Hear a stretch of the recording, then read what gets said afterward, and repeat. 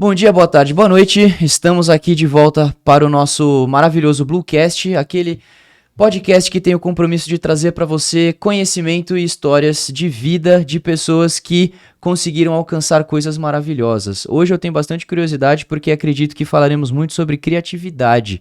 E isso é um ponto que muito me toca porque eu vejo que as pessoas hoje em dia têm um pouquinho de dificuldade. Elas são criativas, mas elas têm dificuldade de desenvolver sobre. Bom, antes de mais nada, então, lembrá-los que a gente faz as nossas gravações no Blue Space. Então, se vocês querem, assim como eu, ter experiências maravilhosas de conhecer pessoas, conhecer histórias, não precisa necessariamente ser sobre coisas sérias, pode ser descontraída ou o que você quiser, e produção de conteúdo também, a gente tem a infraestrutura completa para entregar para você. Procura a gente, contato vai estar com o QR Code na tela, também na descrição do vídeo. Bom, vamos ao nosso convidado maravilhoso de hoje, que é o Lucas Melara. Por gentileza, cara, se apresente. Oi, gente, tudo bem? Muito prazer, eu sou o Lucas Melara. Primeiro eu queria dizer que é um prazer estar aqui nesse espaço maravilhoso. O prazer é nosso. Ah, valeu demais. Retornando, né? Retornando, de Retornando. fato. Já segundo carimbo no cartãozinho de fidelidade já. É isso aí. Quem chamou a primeira vez foi a Marcela, né? E a gente fez um trabalho muito legal aqui no DiretaCast. Inclusive, foi ontem, a gente estava numa reunião. E aí, uma reunião de negócios mega séria, assim, todo mundo, como que vai ser esse tati-bitati? Aí a pessoa que era a outra ponta já começou falando, assisti vocês dois juntos lá Que no legal. DiretaCast. Então, muito legal. Queria agradecer também a Gi, que tá aqui com a gente. Sim. Giovana trabalhou comigo um bom tempo em duas frentes, né? Numa era a gente trabalhando na ESEC, a outra foi na LM Companhia, que é a minha agência de design que trabalha com branding e impacto social pela cultura. Então, esse tema da criatividade, desde a pesquisa na universidade, desde o mercado, ele tá sempre muito em alta, né? Mas é muito legal a gente lembrar que a criatividade é uma habilidade inerente do ser humano. Com certeza. A gente vai achando que a gente não pertence a esse campo, então a gente vai ficando mais quadrado, pode-se assim dizer, né? Mas a partir do momento que a gente usa o nosso repertório para combinar soluções do que a gente está fazendo no dia a dia, isso é criatividade, né? Então é um assunto lindo aí para a gente abordar hoje. Cara, pelo que eu vi, você é bacharelado, pós-graduado e mestrado em designer, certo? E aí eu queria explorar um pouco isso, principalmente porque você tem também uma tese de mestrado muito interessante, que é justamente o designer como agente de transformação. Então eu queria que você trouxesse isso pra gente, para dizer, em suas palavras, embasando obviamente a sua tese de mestrado, como você enxerga o designer como sendo esse agente de transformação para a nossa sociedade, para a nossa cultura, como que você conseguiu chegar nisso e como você trabalhou essa tese, porque também tem o posterior à tese aqui, que não vou dar spoiler, mas a gente vai chegar lá. Essa pergunta já é a braba, né? Vamos lá. Eu sou de Bauru. Legal. E aí, o que é interessante você crescer no interior é que você está dentro de um micronúcleo, né? Um espaço ali um pouco mais controlado e seguro, a gente pode dizer assim. Você conhece quem é a instituição A, quem é o mercadinho B da esquina, as pessoas vão se conhecendo por nome. Então, esse senso de comunidade começa a se fazer muito presente, né? O que eu estou fazendo na minha vida que eu posso levar a Cecília do Tobaro, que era o mercadinho do lado de casa junto? Como que eu posso levar a Vila Vicentina, o abrigo de idosos lá de Bauru junto? E aí, desde o meu ensino médio, eu fiz técnico em mecânica e ao mesmo tempo que eu tava com o meu jalequinho... Exato. Ao mesmo tempo que eu tava com o meu jalequinho ali usinando coisa no torno e com graxa e madeira voando por tudo quanto é lado, eu tinha uma paixão pela fotografia muito grande. Então, eu escapava da aula, que ninguém ouça isso, mas saía para ver livro na livraria que tinha do lado de casa também. E aí tinha uns livros de fotografia lindos, assim, que eu olhava e falava, nossa, que da hora, quero trabalhar com isso aí algum dia, né? E aí fui para graduação. A Unesp, lá em Bauru, é muito forte no campo do design também. Então, fiz o processo seletivo, entrei na universidade, Mas a partir do momento que eu coloquei o meu pé ali dentro, eu já fui buscar quais projetos eu poderia levar essa turma junto, né? A gente fala pular os muros da universidade, porque até então você tem ela colocada num lugar mega distante, que ninguém tem acesso, e até hoje é assim, né? Então a gente precisa trabalhar para construir essas pontes. Legal. E aí nos projetos de extensão que eu estava participando, uma coisa muito clara ali, porque você tem gente de várias localidades, você não tem só bauruense ali dentro. Tem gente do Piauí que vai para Bauru para estudar na FAAC, que foi a nossa faculdade, né? Você tem gente de vários lugares. Você começa a perceber que a sociedade é um pouco outra do que só aquele modelinho que tem suas coisas boas, mas algumas tradições já instauradas. Você tem outros valores que começam a aparecer. E aí a questão social, especialmente dentro da universidade pública, tem um impacto muito significativo na formação. Com certeza. Então, aterrissando, qual é a boa? O design, essencialmente, ele é percebido como uma disciplina de projeto que faz coisas. Faz o quê? Faz copo, faz identidade visual, faz mesas lindas. Ele faz projetos, né? Essencialmente compreendido como objeto, ou físico, ou digital. Só que desde 1971, tem alguns pesquisadores que falam, acabou essa palhaçada. A gente não pode mais ficar fazendo coisa. Primeiro, porque já se sabia que os nossos recursos eram completamente limitados. E segundo, que a gente se colocava, né? Até então, no século passado, tem alguns resquícios disso, mas muito fortemente no século passado, numa indústria de crescimento para os bens de consumo. Então, por exemplo, né, a indústria dos Estados Unidos, até 1994, se eu não me engano, ela tinha um indicador mínimo de crescimento. Ou seja, todo ano ela precisava crescer pelo menos 4% no consumo para que os bens que ela esteja produzindo sejam de fato consumidos. Só que a arrecadação das pessoas e o estilo de vida não consegue acompanhar, né? Então, você teve duas grandes crises aí no século passado. A primeira foi a crise de 29, né, que se falava sobre o setor imobiliário. Mas várias outras também tinham o mesmo impacto reunido. E aí, em 74, 73, você começou a ter uma crise na produção do petróleo muito significativa, que foi até a década de 90. Então, o que a turma começou a fazer no campo do projeto? Olhar para esses caras que eram loucos, que falavam na década de 70 que a gente tinha que romper com esse modelo só de produzir e consumir e se preocupar com metodologias, e falaram, pode ser que esses caras tinham razão, né? Um deles, assim, quem quiser olhar sobre isso, gente, Vitor Papanek, Design para o Mundo Real. É um livro que, assim, ele nasceu em 71, mas ele teve tantas reedições até 73 que ele foi um sucesso, assim. Então, quem quiser entender um pouquinho sobre essa conversa, é uma super recomendação. Fala, esse cara não tava louco, né? Ele tava vendo que isso era claro. E ele foi radical, falou, chega.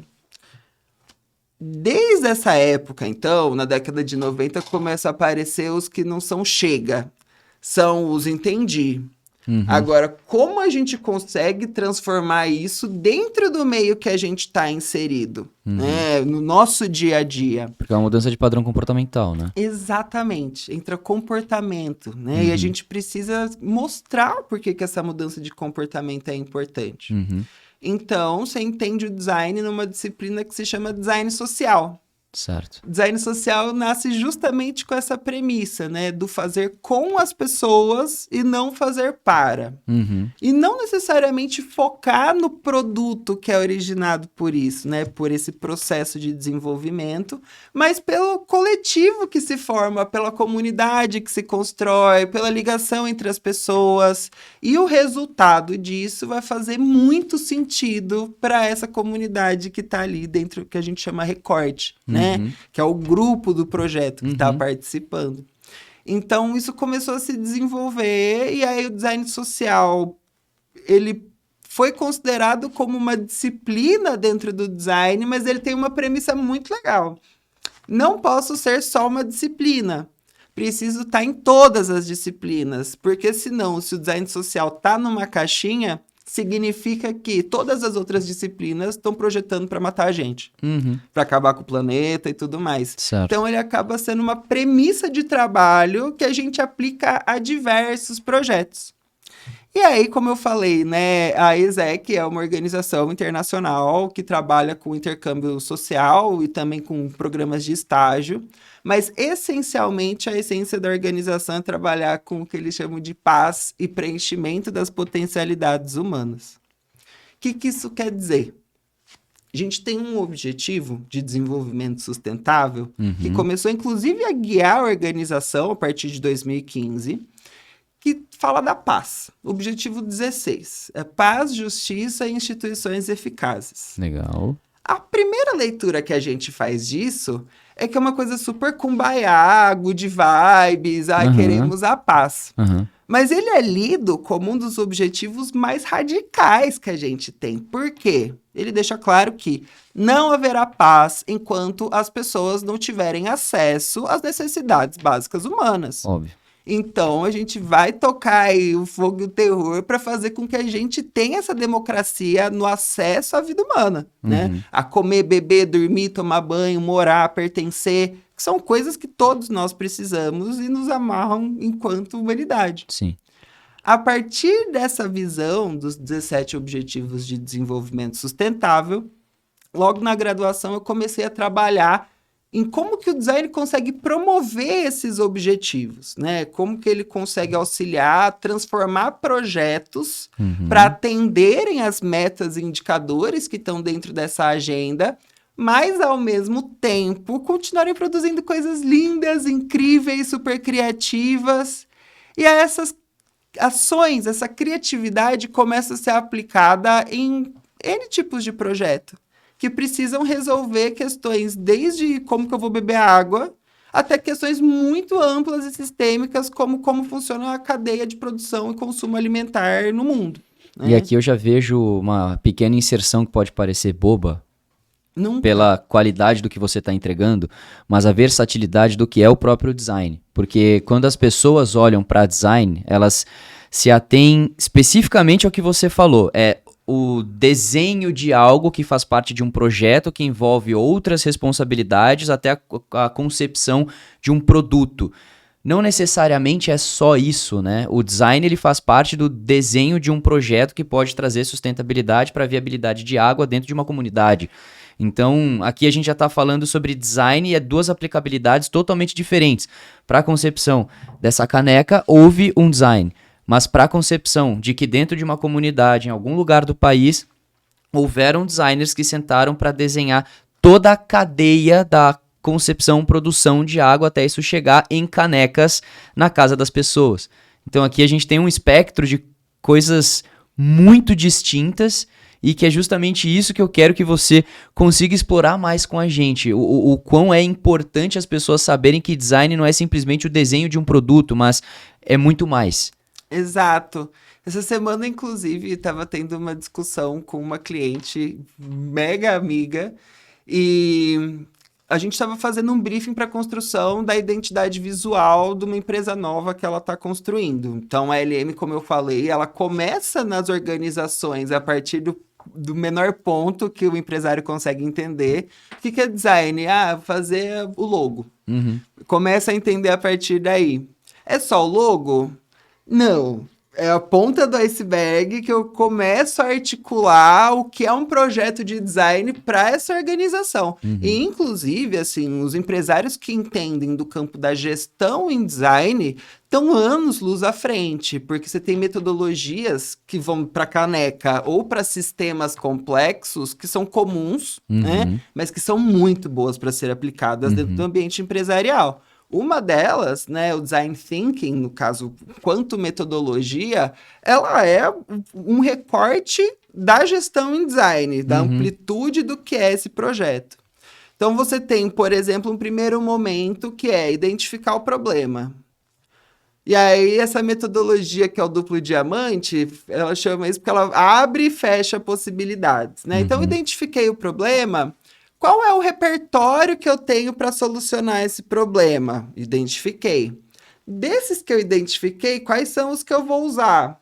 Depois que eu identifiquei os que eu vou usar, eu vou aplicar e quais deram certo. Então, você tem um sistema aí que vai desde a caneca até gestão empresarial, até sistemas muito grandes, e que a gente aproveita, né, para a gente ter um parâmetro entre academia e mercado que funcione para inovação. Isso é muito legal de se saber, né? Agora, como que ele também está se preocupando nesse exemplo que você citou da água, por exemplo? A gente tem uma conversa muito legal, porque a LM faz parte de um grupo que é o Catalyst. O Catalyst 2030 é uma organização internacional que faz gestão de investimento em projeto. Então, você tem grandes players internacionais e nacionais. Eu falo que lá eu tô de host. Oi, e aí, gente, tudo bem? Porque é bastante gente grande que pega recurso das organizações para aplicar em projetos por meio de editais. Não faz projeto, mas faz a seleção e a parte de recurso. Um dos casos recentes, divinos, que transborda design, a Ambev tem a AMA, né? A empresa de água da Ambev. E aí a Ambev disponibilizou um fundo, se eu não me engano, foram R$200 mil para aplicar em um projeto que lidasse com o ODS 6, que é a questão da água e saneamento básico. Quem levou o edital com muita alegria são dois irmãos, o Caetano Scanavino e o Eduardo, se eu não me engano, Scanavino, que eles são médicos formados aqui na região sudeste, mas estão na Amazônia há muito tempo. E aí as comunidades ribeirinhas, por mais que elas estejam do lado de rios gigantescos, essa água não é potável. E o ferver em casa, isso é uma coisa que não funciona mais há bastante tempo. Então, o que eles fizeram? Fizeram um projeto de importação e montagem de um sistema que ele pega um filtro muito tecnológico que foi desenvolvido para essa realidade específica, né? E conseguiu popularizar o acesso por meio desse projeto. Então, o projeto, além deles projetarem, né, o produto em si, a implementação também foi um objeto de projeto. Então, você tem ali, por exemplo, a água do Rio Negro, você tem desde um canudinho filtrante, que você pode tomar água direto do rio, até filtros maiores para levar para casa. Então, o sistema inteiro faz parte de um universo do design, né, em todas as suas fragmentações, mas em toda a sua totalidade. Isso eu comecei a ver na graduação. Comecei a ver na ESEC, como eu falei, que aí a gente tem projetos em todos os 17 objetivos por essa organização. E eu fui para Praga. Fui morar lá durante um tempo para trabalhar. Isso, pela própria ESEC. É um intercâmbio voluntário. Legal. E como ele funciona? Você entrega na mão de Deus, que você vai chegar lá e vão ter alimentação, no caso, para você ter todo o seu dia, ter hospedagem, porque você está trabalhando como voluntário dentro de um projeto. Só que aí você pega na mão de Deus o porquê. Quando você está saindo do Brasil para ir para outro país, ou alguém de outro país que venha para o Brasil, e muitas vezes você nem sabe qual é de fato o porquê que tal projeto acontece naquela localidade. E o meu projeto, no caso, chamava Edison, que era um projeto de intercâmbio em que pessoas de vários países iam para a República Tcheca para trabalhar xenofobia. Eu tava saindo daqui falando, ai, que bobinho, né? Sei lá, um tema que pra gente aqui a gente discute, mas não tem tanta amplitude, né? Até porque aqui a gente tem uma pluralidade cultural muito grande, a gente já tá meio que acostumado com isso, né? O que acontece muito no Brasil é entre regiões. Então, que você tem o estigma do nordestino, do sulista, todo mundo tem seu estigma. E que ainda existindo xenofobia, a gente convive com muita coisa desde que a gente nasce, né? Principalmente a gente aqui de São Paulo e em torno, a gente costuma receber gente do Brasil inteiro, do mundo todo, então é uma coisa mais natural pra gente lidar. É uma onda, assim, ó, do lado da minha casa tem o Centro de Tradições Nordestinas, que é uma festa todo santo dia, assim, ó, tem uma das melhores comidas que eu já conheci possíveis. Então a gente é quase um culto ecumênico aqui. Né? Isso é divino do Brasil, é uma coisa que a gente precisa valorizar. Ainda que tenha suas problemáticas, comparado a muitos países, a gente tá bem avançado. Não tô nos eximindo da situação, porque a gente tem e tem bastante. Só que comparado a outros países que não tem essa questão de muita gente de coisas de naturalidades extremamente diferentes numa mesma localidade, lidar com isso é mais difícil. Aí você tem uma presença maior de xenofobia de fato, né? Menino, eu cheguei lá, meu trabalho era dar aula sobre a cultura brasileira em escolas, junto com um marroquino, com uma alemã, com um cara da Tunísia, vários países. E que cada um falava sobre a sua própria nacionalidade. Uhum. Cada um ia apresentar seu país. E aí a gente dava aula em escola desde ensino fundamental até ensino médio. E aí tiveram 2 casos que eu olhei e falei, então meu caminho tá mesmo trabalhando no impacto social. Na primeira semana, a gente foi para uma cidadezinha no interior, chamava Tabor. Nunca tinham visto gringo. Gente de outros países, assim, pouquíssimos. Então, a gente foi recebido com muita festa. Uhum. Teve até um festival medieval, que é toda aquela conversa de castelinhos e umas, sei lá, uns pernil desse tamanho. Um puta rolê. A gente saiu essa semana e voltou para a capital, já em Praga mesmo, para a segunda semana. E aí o jogo mudou. A partir do momento que eu pisei na escola por ser brasileiro, na época a gente estava com a questão do Zika vírus rodando, isso foi em 2016. As mães tinham 2 que não queriam deixar eu entrar na sala de aula, porque eu tinha Zika vírus e eu ia transmitir para todo mundo. Eu acho que não é assim que funciona, mas até falar que A mais B, né, não é igual a esse C aí, foi complexo. Então foi o primeiro momento que eu olhei e falei, tem alguma coisa estranha aqui. E aí, não que seja um comportamento padrão para todo mundo, mas andando na rua, você percebia vários olhares esquisitos, assim, foi um ambiente esquisitaço. Só que esquisito, aqui no Brasil já é para algumas pessoas. O que teve de agravante lá foi que durante muito tempo a República Tcheca foi encampada pelo regime nazista, né, durante a Segunda Guerra, e ficou assim por um grande tempo, até depois que a guerra já tinha terminado. Na última semana, que aí eu já estava muito feliz que eu estava voltando para casa, a gente estava dando aula num curso muito da hora. Era uma escola, assim, com alunos brilhantes, que aí o técnico em mecânica que eu fiz lá, eles estavam fazendo em editoração de livro. Então, nata intelectual de uma escola extremamente de elite lá, estava sendo formada para produzir conteúdo intelectual. Um dos meninos do que é o terceiro colegial, o pai dele era sócio do Museu de Arte Contemporânea da República Tcheca. E aí o menino chegou para mim, para minha amiga alemã e tal, tinha uma visita combinada que eles iam levar todos os intercambistas para conhecer. Ele virou antes da gente e falou, vocês vão chegar lá? Eu queria pedir desculpa de antemão, porque tem uma exposição que tá rolando sobre refugiados, que é do sócio do meu pai. A gente não tem nada a ver com isso. A gente não pensa dessa forma, me desculpe desde já. Caramba. Fez um puta disclaimer, assim. E, a menina da Alemanha, se tem uma coisa que ela entende, é nacionalismo. Lá, assim, você tinha que cantar o hino nacional do país para as crianças saberem, ela não cantava, porque você não pode cantar o hino nacional da Alemanha sendo alemão, você não pode. É uma coisa bem pesada lá. A gente foi pro museu, falou, vamos. Tô eu e a Jacinta, essa minha amiga, andando no museu. A parte do lado do pai, os corredores estreitos, parede branca alta, uma exposição gigantesca sobre homens brancos no esporte. Então, homem branco nadando, homem branco jogando futebol, homem branco jogando, sei lá, como que chama aquele polo, que é no cavalo e tal, Uma conversa muito assim, um pouco hegemônica. No outro lado, a gente foi ver a exposição.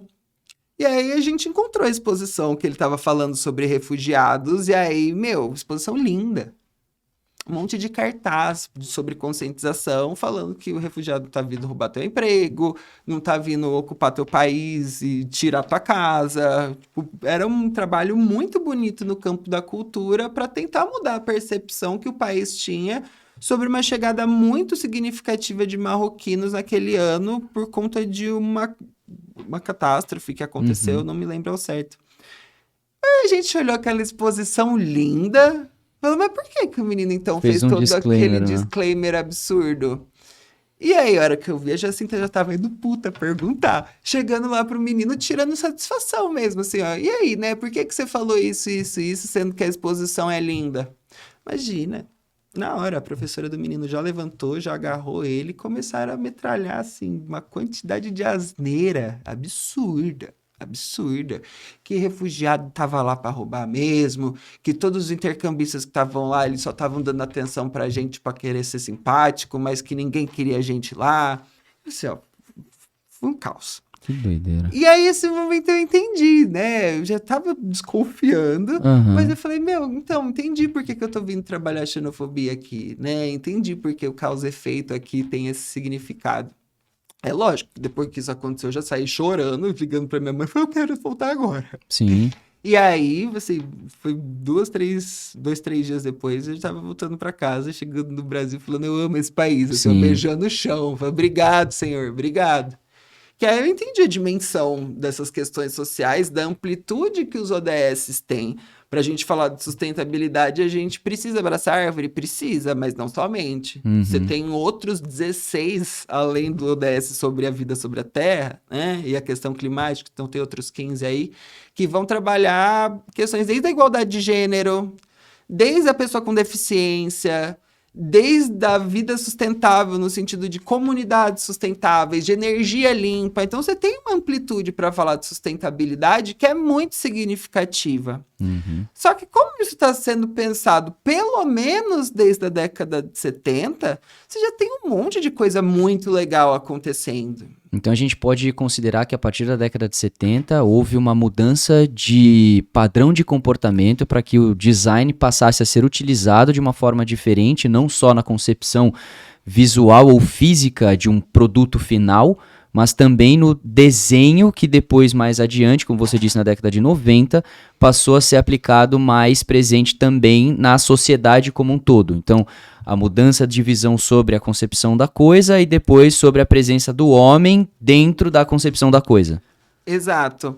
É uma mudança de comportamento, assim, muito gradual, né? Você tem os indícios começando na década de 70, que já tiveram vários nomes. Você já trabalhou aí o design sustentável, já trabalhou a nomenclatura do ecodesign. Hoje a gente usa muito a sigla, né, para o meio ambiente, para a sociedade, para a governança, o ESG. Só que ele é meio que um rótulo que vai sendo colocado e substituído com o tempo sobre uma questão que é praticamente a mesma, né? Essa ruptura com o paradigma antigo, que até então era dominante, o modo de vida, o modo de consumo. Só que a gente tem o que são os paradigmas emergentes. Então, são comunidades, são grupos locais, são empresas que estão fazendo diferente já. Certo. Então, que vão comprar uma cesta de orgânico, não vão comprar de um mercado gigantesco, vão comprar de uma comunidade de produtor. Isso é comum? São paradigmas emergentes. Por que eu falei que é uma mudança gradual? Porque isso não é totalidade ainda. Sim. Se você for numa escola muito mais mercadológica, pode-se assim dizer, o designer vai estar ali sendo formado para trabalhar no Photoshop e no Illustrator, ponto. Reproduzir e produzir. Acabou. Visual é isso. E aí a grande questão é, esses novos comportamentos, esses novos paradigmas, não é um grande evento que vai mudar tudo de uma vez. Sim, a gente viu a pandemia agora, né? A gente ficou 2 anos em desespero e aí, voltou as coisas, não mudou muita coisa, se a gente for perceber, né, de fato. A gente, igual que você estava falando brilhantemente, né? Quando o problema passa, nosso go-to é voltar. Voltar, homeostase. Exatamente, exatamente. Então, o que vai mudar de fato todo esse modo de vida? É a conexão entre esses paradigmas, a conexão entre esses novos comportamentos. Porque a hora que eles se conectam, eles conseguem se propagar mais, eles conseguem ser mais vistos, melhor comunicados, tá na cara das pessoas. E aí você vai tendo o comportamento aí mudando de uma forma muito significativa. Até que esse grande organismo que a gente chama de Terra passe por essa mudança de fato. né? Mas assim, são projetos de anos. A gente Total. fala que pelo menos até 2050 tem um bom chão aí para percorrer. Que é uma coisa que é extremamente alarmante se os ODSs forem ser atendidos, todos os seus indicadores e suas metas, toda a sua amplitude, não é 2030, 2080, Tá, total. né, é a perspectiva. Então, qual é o nosso papel nesse momento e que aí volta lá na faculdade, né? É usar o design para comunicar coisas muito legais que estão acontecendo. Então, o primeiro livro que a gente publicou, a gente usa a tecnologia da memória, né? Tecnologia social da memória, que é do Museu da Pessoa, aqui de São Paulo, que faz um trabalho brilhante sobre transformar o indivíduo, que é considerado comum, e a vida dele como uma puta obra de arte, assim. Então, isso é lindo para contar a história das pessoas. E a gente começou a aplicar isso a questões sociais. Então, na Vila Vicentina que eu estava falando, a Vila Vicentina é um abrigo que tem em Bauru que começou assim na década de 20. Muito antigo. Já teve diversas formatações, só que em 2019 eles estavam comemorando os 80 anos da vila. A gente tinha feito um trabalho desse de memória com memória de velhinhos. E no sentar para conversar, Sim, sabe? sim. Ouvir história. A gente começou a catalogar essas histórias, começamos a fazer alguns ensaios fotográficos para registrar, né, lugares com eles, momento, peça de roupa que eles tinham afeto, tudo que era do cotidiano. E aí, em 2019, isso virou um livro, né? Um livro fotográfico muito bonito, que a gente fez a muitas mãos, esse eu fazer com sempre. Só que aí ele teve uma cerejinha do bolo, assim. Quando o livro estava pronto, a gente conseguiu um apoio, né, que foi da Mana Bernardes. Mana Bernardes é uma artista e designer carioca fenomenal, neta do Sérgio Bernardes, do arquiteto. E a Mana construiu na carreira dela a tipografia, então a escrita dela é usada para questões sociais. Então, o Museu do Amanhã, no Rio de Janeiro, que é inteiramente falando sobre nossos modos de vida, é todo estampado pela tipografia da Mana, né? Que ela vai lá e faz à mão. E aí, para nossa publicação, ela fez o projeto, né, de comunicação visual, né, a capa no sentido de a assinatura da capa, o nome dos velhinhos. E aí, a hora que a gente vê, por exemplo, a Ramona, que é a cozinheira da Vila Vicentina, que está lá há muitos anos, o que é uma coisa hiperlocal, que é a cozinheira da Vila Vicentina, de Bauru, que está num ponto. Conseguir, né, se conectar com uma artista que está em outra cidade e que a carreira da Mana tem uma escala global muito significativa, meu, batata. A gente pegou uma coisa que é muito querida por nós e a gente está conseguindo levantar a importância do cuidado ao idoso nessa publicação para o município. Mas a gente fez o lançamento na Bienal de São Paulo, Bienal do Rio, no Salão Carioca, na Flip, que é a Feira do Livro de Paraty. A gente vendeu em Portugal, vendeu na Espanha. E aí, uma das perguntas que me fizeram, especialmente na Flip, foi: nossa, que legal, mas por que você não tá indo tirar foto da guerra na Síria? Por que você não sei o que, tá em outro lugar com assuntos de dimensão global, né? Eu falei, não, porque eu cresci em Bauru, que é meu vizinho, é Vila Vicentina. Primeira coisa que eu tenho que me preocupar é como que meu vizinho tá, como que minha região tá, como que minha localidade tá. Não que esse outro tipo de coisa não tenha sua determinada notoriedade, mas que se ninguém der atenção pra Vila Vicentina, coitados vão passar o resto da vida apagados na história, né? Exato, exato. E aí também tem uma questão sobre dimensão da questão que está sendo trabalhada. E é uma questão social sobre o cuidado ao idoso, não é sobre a Vila Vicentina, é sobre o trabalho que a Vila Vicentina entrega à sociedade. Exato. Ao mesmo tempo, quem produziu esse primeiro livro fui eu, a Ariadne, minha amiga que morou comigo na República, na faculdade inteira, a turma da Vila Vicentina. Então, a gente tinha um micronúcleo ali, que esse micronúcleo, ele tá apto a lidar com questões que sejam capazes de ser lidadas por esse número de pessoas. Se eu tô falando de uma questão, por exemplo, o conflito Israel, faixa de Gaza, não vou nem me aprofundar nessa questão, mas é que assim, a gente precisa de uma responsabilidade um pouco maior, no sentido de mais pessoas ou maior poder de tomada de decisão, para que isso seja lidado da forma correta, como deve ser lidado, né? Além de que, se você olha também o espectro, vamos colocar de novo o organismo Terra, gostei do termo.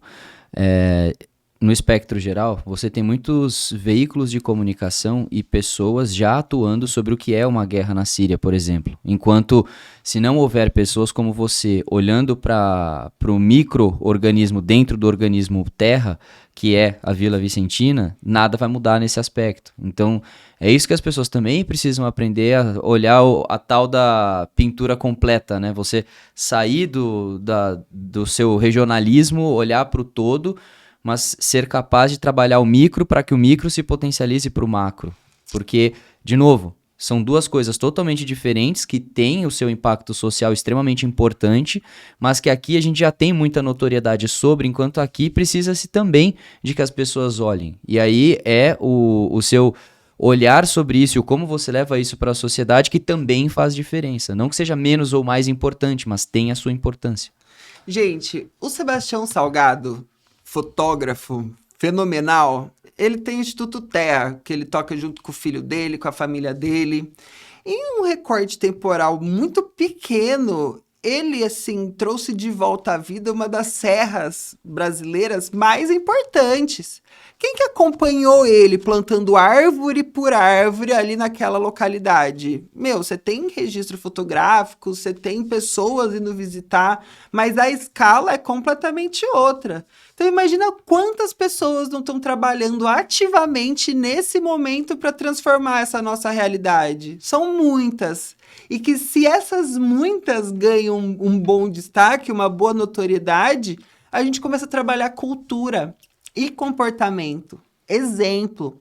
E aí essa é uma via de projeto que o design também contribui, porque afinal, uma das perspectivas que ele tem é a comunicação visual, e também ele precisa estar junto da comunicação social. Não dá para deixar uma coisa, outra coisa, outra coisa. Então, todas essas ferramentas que a gente dispõe, quando a gente aplica em projeto, elas trazem uma leveza. Em qual sentido? Eu acho você, assim, eu vi que você tem várias frentes de negócios, né? Você trabalha com muitas coisas simultaneamente, o que eu acho que é de um heroísmo brilhante. Ao mesmo tempo, você sabe que quando você vai entrar como sócio numa empresa ou como investidor numa empresa, você quer entrar nesse negócio, saber que ele está sendo bem organizado, bem gerido, que o desenvolvimento dele vai correr tudo bem, mas você quer falar agora vá sozinho, renda-me frutos, vou olhar para outra coisa. Para quem trabalha projeto, seja um projeto empresarial, seja um projeto de comunidade, você também tem essa vontade de fazer uma coisa e depois olhar para outra coisa. É como se você entregasse o projeto, qual é o próximo, né? Exato. Só que aí, nessa entrega, qual é essa expectativa? Que essa equipe, então, siga trabalhando com isso, com os mesmos valores que a gente construiu juntos e que gere os resultados que foram combinados. Tanto no campo empresarial como no campo social, você tem aí o que a gente chama da fusão dos dois, que é o setor 2,5. Né? Então, o setor de impacto social, que está entre o setor, né? Está no privado, mas atua pelo terceiro setor. Nesse recorte, a minha vontade também era começar a trabalhar com uma coisa A, mas poder ir para um assunto B, para um assunto C, porque a gente viu que as possibilidades do design são muito grandes, né? E aí também tem esse desejo. Só que o que eu comecei a perceber? Várias das ações que eu me envolvia durante a faculdade, assim, gente, a LM começou a ganhar notoriedade de qual forma? Eu estava trocando serviço por patrocínio. O evento tal ia construir, sei lá, precisava de um site, precisava de uma marca, ia ser um evento sobre empreendedorismo muito legal. Lucas, você faz? Quanto você cobra? Tinha acabado de começar minha carreira. Se eu fosse cobrar o valor que eu cobro hoje, que é o que é esperado para uma ferramenta que traz esse suporte de negócios, ninguém ia olhar para minha cara naquele momento. Você fala, obrigado, eu vou fazer com quem que a gente estava falando? Vou fazer com o sobrinho, vou fazer com o vizinho, não com alguém que faça mais da área. barato porque ninguém vê valor em serviço. Vou comprar preço. Qual foi a sacada? isso para você, imagina, deixa eu ver suas cotas de apoio aí. Ah, isso custa a sua cota master. Porque lá naquele momento, os eventos estavam se debatendo para captar patrocínio, muitos eram só por aporte direto, você não tinha a conversa do incentivo fiscal para esse tipo de ação ainda, né? Tinha, mas não tinha conhecimento sobre. E aí eu trocava pela cota master, falava, legal, eu faço para você tranquilo, mas eu vou entrar como apoiador, cota master, e eu preciso de uma palestra de 20 minutos no horário nobre. E aí fiz isso com alguns projetos. Alguns deles tinham muito bom êxito, no sentido da proposta do evento em si, e de ter segunda edição, terceira edição, e deslanchar o evento. Alguns morreram na praia. A mesma coisa com, vamos fazer uma comunidade aqui de artesãos, vamos fazer uma bolsa com essa comunidade. Não fizeram mais a bolsa desandou. Eu comecei a estudar por que alguns dão certo e por que alguns não dão. E qual que é o papel da cultura e a comunicação dentro dessa conversa. Acontece que as ferramentas da gestão em design, as mesmas que a gente está usando na gestão empresarial, elas têm um potencial de contribuição gigantesco com essa turma. Você tem, por exemplo, o Canvas, que é uma ferramenta, né, o modelo de negócio. O Canvas, você tem o tradicional, ele é muito mercadológico. E ele tem uma valia ali que é extremamente significativa, que é colocar qual é a sua fonte de receita, qual que é a tua estrutura de custo, de uma forma muito clara. E tua atividade fim, para ser bem pragmático. Né? Tem um Canvas do Instituto Eclos, que foi inclusive uma referência nossa de trabalho, que é muito legal, que ele começa a trabalhar com o conceito de sonho comum. Então, ele começa a trazer para o Canvas tradicional uma pitada de gestão, uma pitada de entendimento de recursos humanos. Então, a primeira coisa que você tem que fazer é colocar todo mundo em volta da mesa e saber qual que é o sonho que esse grupo tem em conjunto para esse projeto, inclusive partindo das individualidades, que foi o mesmo esquema do uso da memória que a gente fez para produzir o livro da Vila Vicentina. Então, cada um conta ali o porquê que está envolvido, qual que é teu interesse, da onde está vindo em termos de referência, de repertório, de relacionamento, de desejos. E aí, esse grupo chega num sonho que é um denominador comum. E aí, quando a gente vai falar sobre liderança, desenvolvimento de liderança, você tem um ponto claro que todo mundo consiga trabalhar em prol disso é muito precioso. Porque você não precisa ficar cobrando, fulano, fez tua coisa? Fulano, você não fez e tal. Não, fulano sabe porque que ele tem que fazer, e que se ele deixar de fazer, não vai acontecer isso, que todo mundo tá trabalhando na sua esfera para que aconteça. A gente retoma a palavra cultura que você falou antes, você cria um clima organizacional onde as pessoas sabem o senso de pertencimento que elas têm dentro do negócio e que a contribuição dela é importante tanto quanto o organismo como um todo. Exato. Qual que é melhor, o modelo mercadológico ou o modelo social? Os dois juntos. Porque esse Canvas... Um não vive sem o outro, né? O social, ele não tem o qual tua fonte de receita, qual tua estrutura de custo. Aí ele pode entrar no campo Kumbaya. Aí ele vai um pouco nessa conversa. Então, em termos de pesquisa, aí depois da graduação, já no mestrado, aí eu queria entender quais Você emendou uma coisa na outra já? Não. Assim, eu terminei, eu defendi, não, eu apresentei meu TCC, ele aconteceu em 2017, que foi um encontro de design que a gente faz lá em Bauru, acho que são há 25 anos agora, e aí defendi, né, apresentei de fato no começo de 2018. Nesse meio tempo, durante esse evento, a LM nasceu, fim de 17, mas formalizou dia 8 de junho de 2018. Curiosidade, você chegou a trabalhar para algum lugar, tipo um CLT padrão, ou você já da faculdade já tinha esse viés empreendedor para olhar para a LM e falar, isso aqui é onde eu tô vendo que vai ser o meu futuro? O que eu fiz nessa via? Eu comecei a trabalhar muito cedo já. Então, desde o técnico, eu já trabalhava em indústria de bateria, em indústria de usinagem, assim, pegando fábrica mesmo, né? Eu lembro que eu pegava meu paquímetro e ia medir a diferença de uso de ar comprimido dentro das fundidoras de chumbo. Na época não tinha nem EPI, não tinha nada. Era maluquice. Na faculdade eu levei essa mesma vibe, esse mesmo espírito. Então cheguei e já comecei a procurar projetos. Você ia se virando, fazendo as suas coisas ali, estudando e quando que surgiu a ideia da LM dentro dessa vida toda que você tinha? Um ponto que foi... Eu já falei deles aqui 30 vezes e vou falar de novo. A ESEC, para quem trabalha, é um desenvolvimento de liderança, gestão empresarial, de mercado, que é brutal.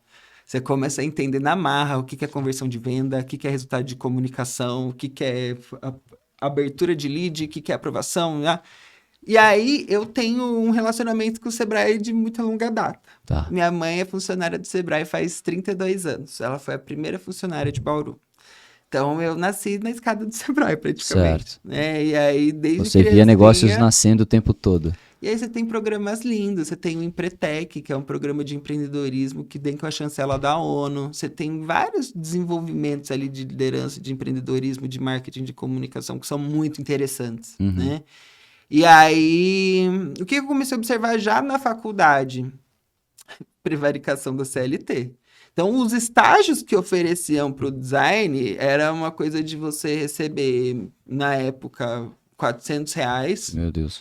E aí você tinha que chegar em loco, né? Trabalhar dentro da empresa 7 horas da manhã até 8 horas da noite. E aí você ia ser designer, diretor de arte, cinegrafista, produtor audiovisual, editor de vídeo, uma quantidade de funções acumuladas muito brava.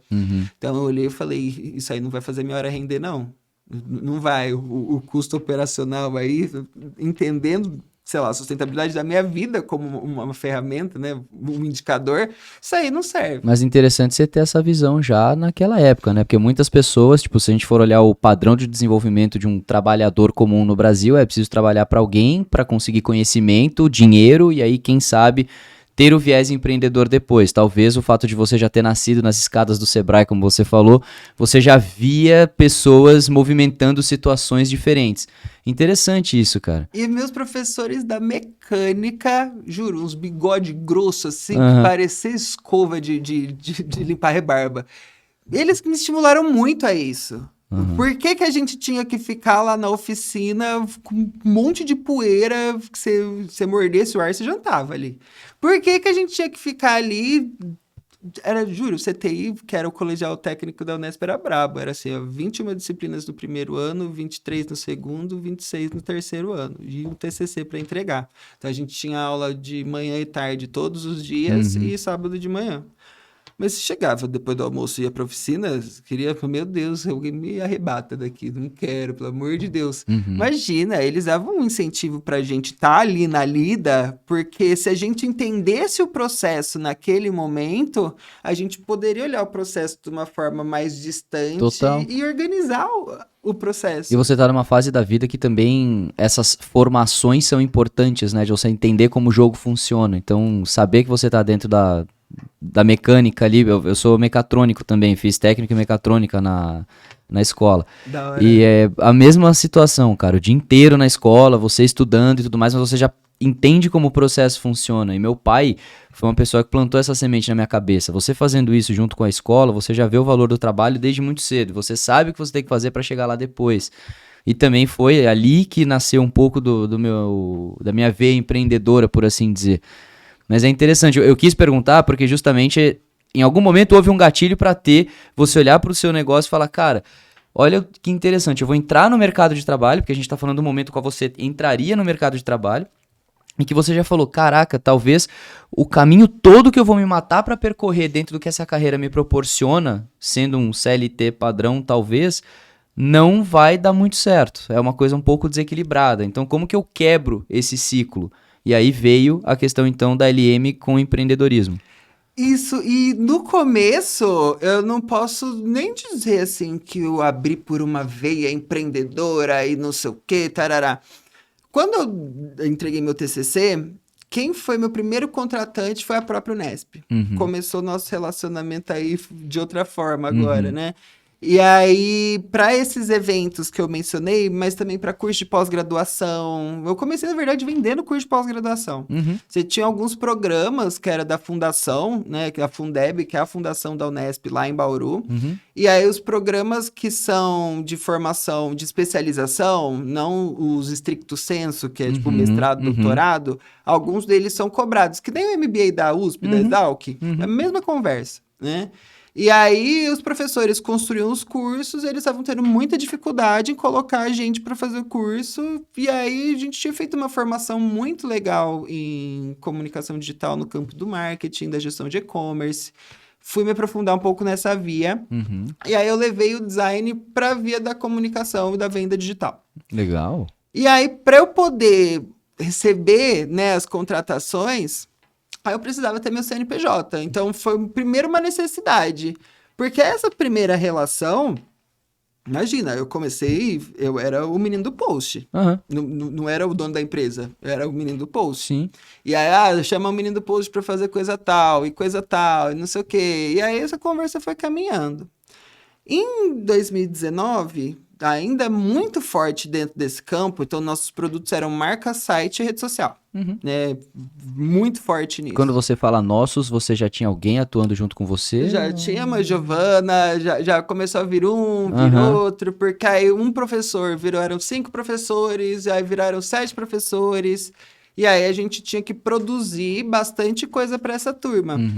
Só que eu não sei como que a gente fazia. Porque assim, era uma mensalidade de R$800 pra colocar 3 pessoas pra trabalhar na conta. Tá. Meu Deus do céu. Pensando nisso, falei, gente, é tirar lei de pedra, né? Sim, total.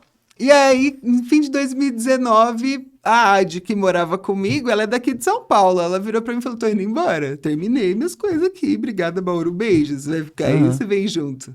Aí ela veio pra morar na casa da avó dela, né, que é no Tatuapé. Imagina, eu já tava fazendo minha malinha, descendo do ônibus, 2 malas e um sonho na mão. Bem desse jeito. E ainda o nosso escopo de atuação seguiu marca, site e rede social. A rede social aqui em São Paulo, aí assim, você muito melhor do que eu sabe o universo gigantesco que ele oferece dentro de suas nuances. Sim, sim. Né? Mas assim, são muitas possibilidades. Então, para quem estava cobrando R$800 para cuidar de um curso de pós-graduação inteiro, que a mensalidade custava 800 conto, né? E aí eu colocava 50 pessoas para dentro, acho que meu ROI aqui tá alto, hein? Tô retornando bastante esse investimento. Aí isso foi me dando uma confiança maior para começar a cobrar. Aí, assim, até 2021, no meio da pandemia, a gente tinha mensalidade, que tem agência que cobra muito mais do que isso, óbvio, mas para quem cobrava 800, começar a ganhar 20 mil por cada cliente na carteira, uma mensalidade, né, para fazer a recorrência do atendimento e tudo mais, sem nem muita expectativa da venda, mas para comunicação de fato. Meu, imagina, eu tava tirando um prolabore gigantesco, tava feliz da vida, é isso. Feliz da vida mais ou menos. Porque toda a minha pegada de sustentabilidade, a hora que eu passo 6 horas para produzir um conteúdo foda, aí ele vai ser visto em 0,1 segundo de atenção. E esse cliente aqui, que, morei na República Tcheca, vivi essas coisas, que começa a fazer saudação nazista no meio da reunião. É difícil, né? E aí foi aí que a gente tomou a decisão, eu e a turma que estava atendendo essas contas comigo nesse momento, a gente falou, não quero mais isso. Vamos fazer uma transição de carreira aí, consertar o avião com ele voando. Hoje eu vejo que foi uma transição de carreira. No momento eu falei, não, vamos só reposicionar o modelo de negócio, bem prático mesmo. E aí a gente começou a trabalhar com cultura. Aí foi que o jogo virou. Assim, foram anos muito difíceis. Você diria que você se encontrou nisso? Muito. Porque você fala com bastante felicidade do que você faz. Muito. Porque o que a gente fazia? O livro da Vila Vicentina, ele foi feito por voluntariado, não foi um projeto que a gente cobrou para fazer. E assim, quem pagou a produção do livro foi a gente e a Vila 50-50. Então era acreditar no sonho mesmo, pelo desejo de fazer. E aí eu tava no Mercado das Indústrias Criativas, que foi um evento que rolou em Belém, no ano passado, pelo Ministério da Cultura.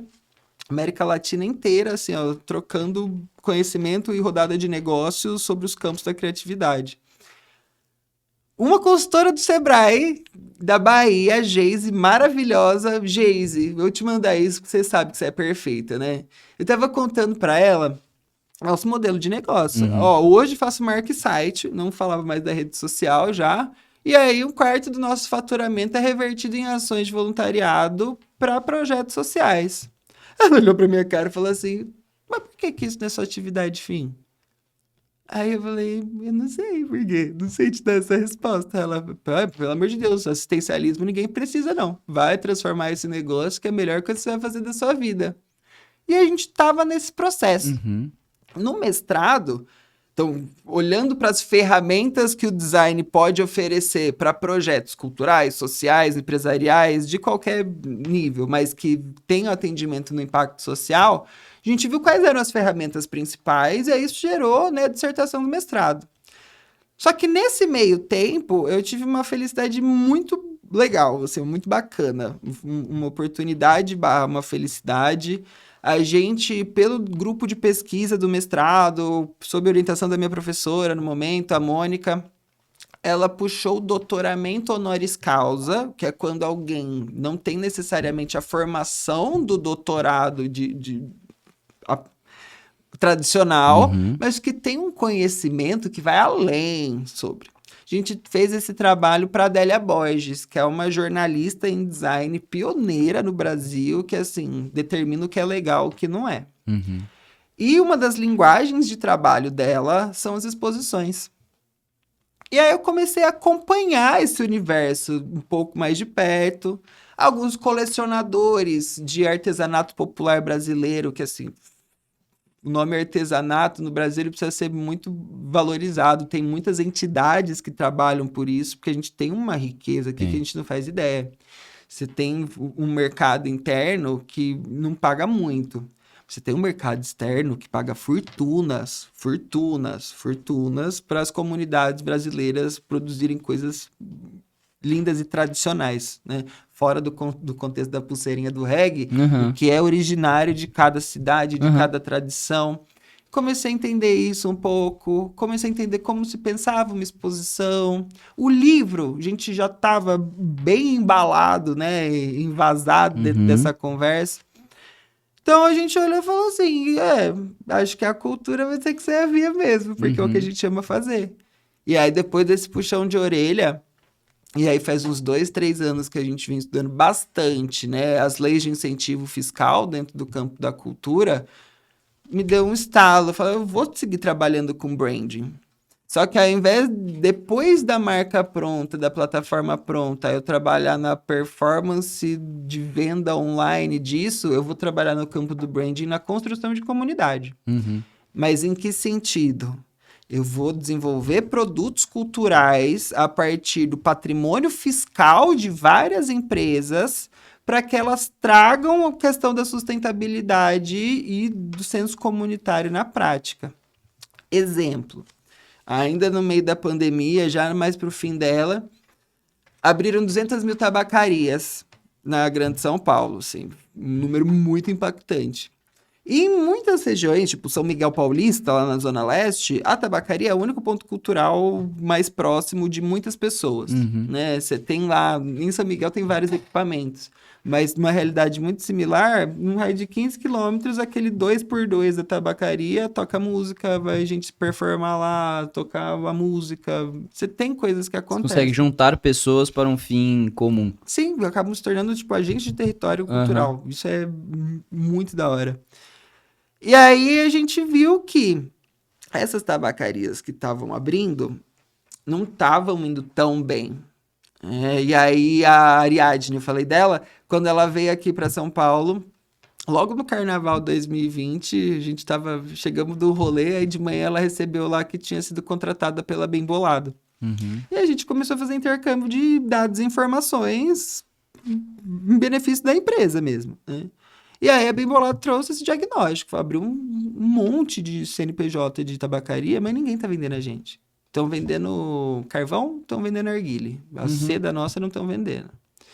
Aí a gente foi conversar com várias tabacarias dessas regiões. Na 25, você não tinha mais loja, você só tinha tabacaria durante a pandemia. Fomos bater na porta e perguntar o que está acontecendo aqui.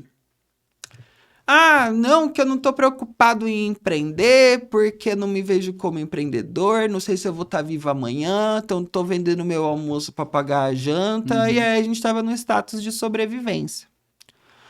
Eu sei que o Sebrae tem um programa de formação para essa galera fantástico, mas a diferença de linguagem é muito significativa. Sim. Então eles não vão procurar, né? Então aí a gente juntou os pontos. Como que a gente consegue construir, né? A referência na época era a Hamburger University, a Universidade Corporativa do McDonald's, várias empresas que têm, né, esse braço educação. Como que a gente consegue construir uma universidade do bem? A Universidade Bem Bolado. Então, a Universidade do Bem foi um programa de formação criativa que a gente fez, independente da Bem Bolado, né? Porque você não pode ter essa associação direta. Mas o exercício foi pegar os programas de criatividade que a gente tinha, seja de vitrinismo, fotografia de produto, de vídeo, de produção cultural, vários desses temas que são da cultura e da economia criativa, juntar com o Empreenda Rápido, que é um programa do Sebrae inicial, que vai olhar para os 5 pontos de gestão de empresa, né? Mas, essencialmente, a primeira coisa que a gente tinha que trabalhar era pertencimento e felicidade. Então, foi assim, uma chamada muito significativa pro D2, pro Djonga, pro Emicida, abrirem falas sobre sair do mesmo lugar, dá para chegar num lugar muito da hora, e aí a sobrevivência mudar para prosperidade. Esse programa foi o primeiro de incentivo fiscal que a gente aprovou, na época foi no PROAC, que é o programa do Estado de São Paulo, que essencialmente ele pega 100% da sua escrituração de ICMS e permite que você aplique em um projeto aprovado. E aí quem fez ali a conversa foi a Bem Bolado e a Philip Morris do Brasil, né, que fizeram o financiamento do projeto. Isso vem, né, a questão da produção cultural, você pode aprender ela em vários campos. O que eu acho muito legal dela estar amarrada no design social e que agora é o objeto que eu estou levando para o doutorado, essa relação dos dois, é que a mesma metodologia que a gente estava trabalhando para fazer o projeto seguir vivo depois que a gente fosse embora, a gente começou a aplicar para construir uma ementa de formação. Então, ao invés de eu falar, você vai aprender isso, quem trouxe o que queria aprender foram eles mesmos, né? Os empresários. E aí tinha gente assim, até do Acre, Rondônia, foi muito legal. E aí, dos 2.800 inscritos que a gente teve, a gente entregou 2.720 depois de 4 meses. Uma taxa de evasão baixíssima. Baixíssima. Porque primeiro vem as pessoas, depois vem a articulação do projeto. E deixa eu interromper a linha de raciocínio, mas a gente falou bastante sobre a sua formação, você trouxe o doutorado de volta, certo? Ainda olhando, por exemplo, pro mestrado, você ganhou um prêmio durante o seu mestrado, certo? O que é esse prêmio? Vladimir Herzog, o que é esse prêmio e o que ele representou para você e o porquê você ganhou esse prêmio. Isso porque eu acho interessante porque, primeiro, o mestrado é uma coisa que você está criando. Você monta uma tese sobre algo que existe, mas dentro do seu viés disso havendo aplicabilidades sociais. Então, se aqui a gente falou sobre o papel do designer na transformação social, a gente está falando aqui de uma coisa e um papel grande. Então, o que você fez de diferente que isso foi notório o suficiente para ganhar um prêmio? E qual é a importância desse prêmio? Eu acho que a principal coisa o prêmio, ele é muito, assim, resultado de trajeto, porque foram alguns dentro dessa conversa, mas você tem um hábito são pessoas que projetam para premiações, porque várias delas têm um formato muito específico de projeto para submissão, tem indicadores específicos que você precisa atender. E aí, no mestrado, para poder falar, essas ferramentas precisam ser aplicadas e dão certo. Se isso aqui acontecer e não dá certo, para poder dizer isso, a gente avaliou, né? Eu, o grupo de pesquisa, a minha orientadora, toda a turminha que eu fui abraçando, foram 21 casos. Desde casos autorais, de projetos que a gente estava em envolvimento direto, né? Como alguns 2 casos de referência para entender a elaboração. Acontece que, ainda, né, no século passado, um psicólogo e um profissional de TI, ambos C-level da IBM, fizeram uma pesquisa muito extensa sobre quais são os meios de inovação que dão certo, entre 2. Primeiro cima a baixo.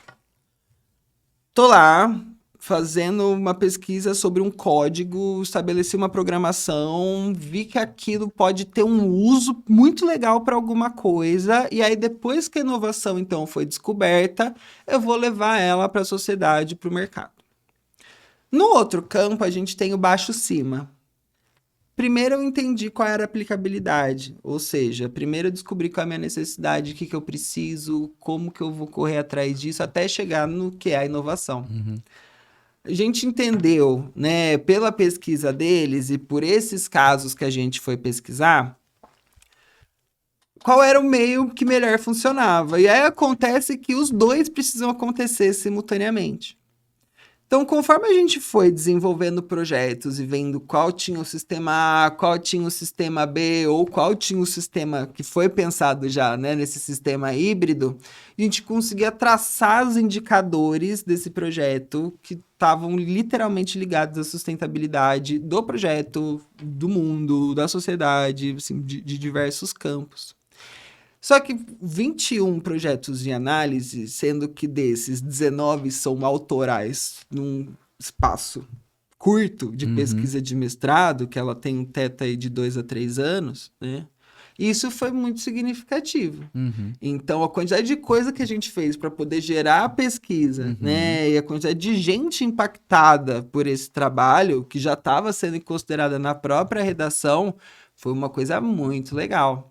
E aí, né, esse aí especialmente é um prêmio de teses e dissertações que a gente submeteu e falou, meu, acho que vale a pena, né?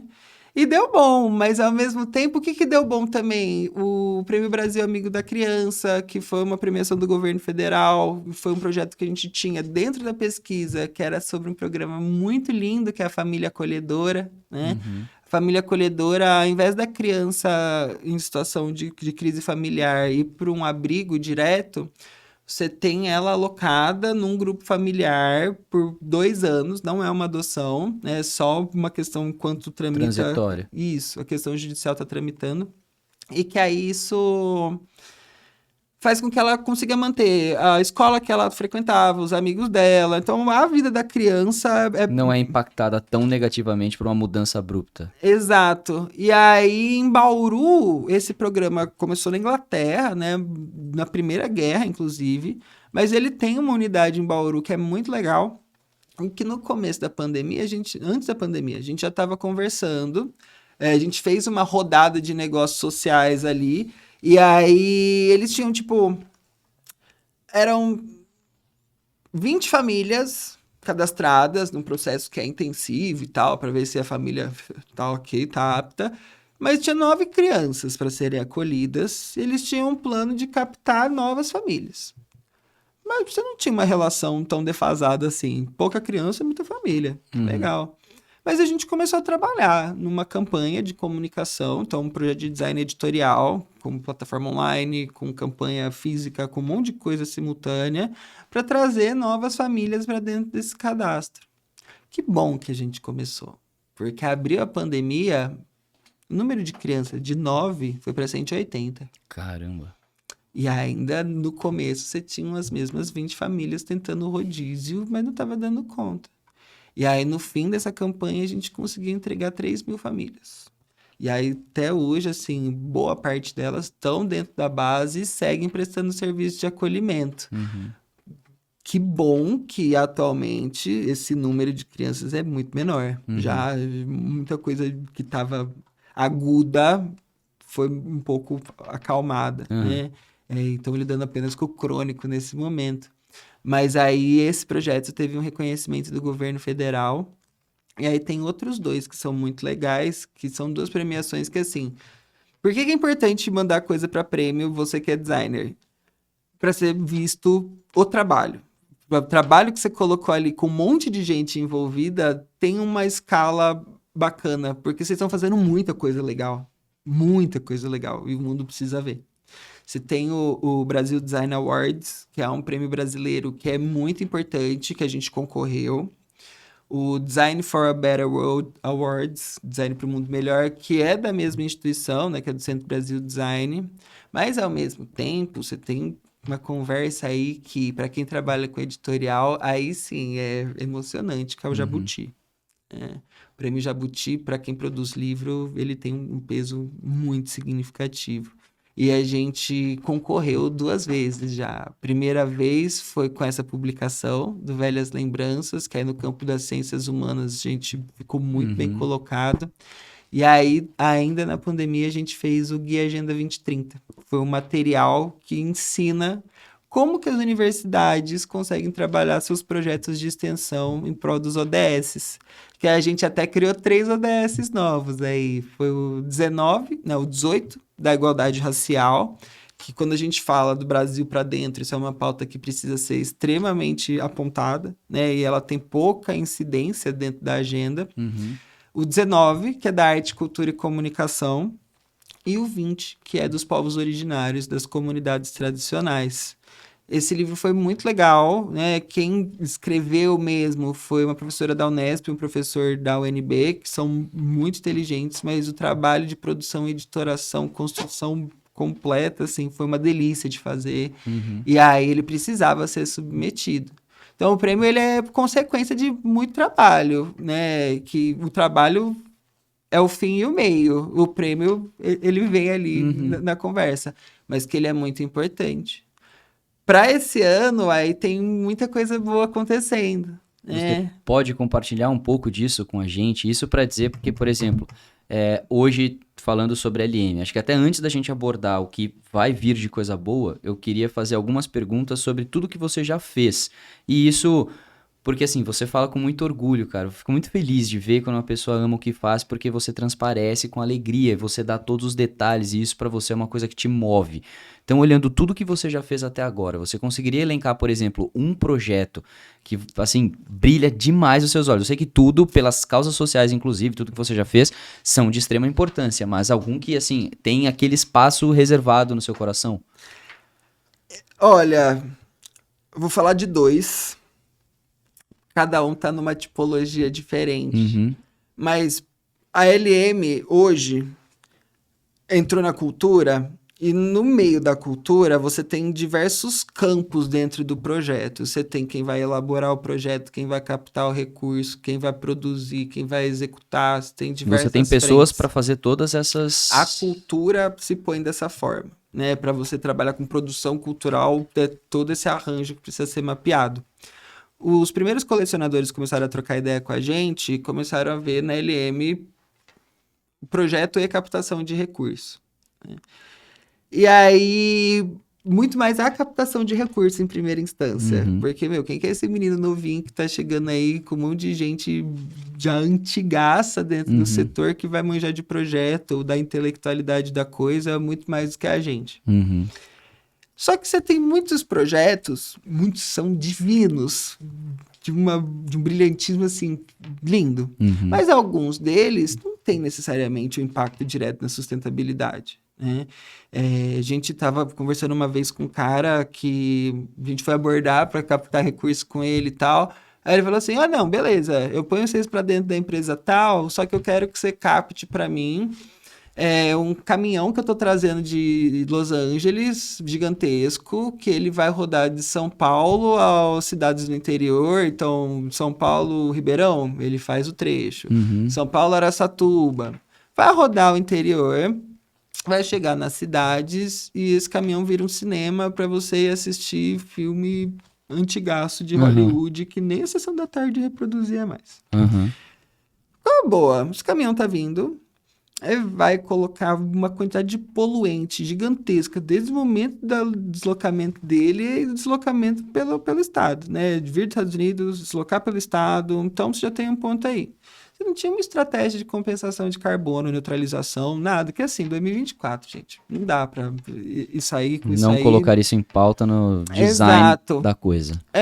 E assim, tudo bem mais ou menos. Mas assim, tá, caminhão polui, vamos então pensar em medidas de compensação e até superávit, se for né, possível.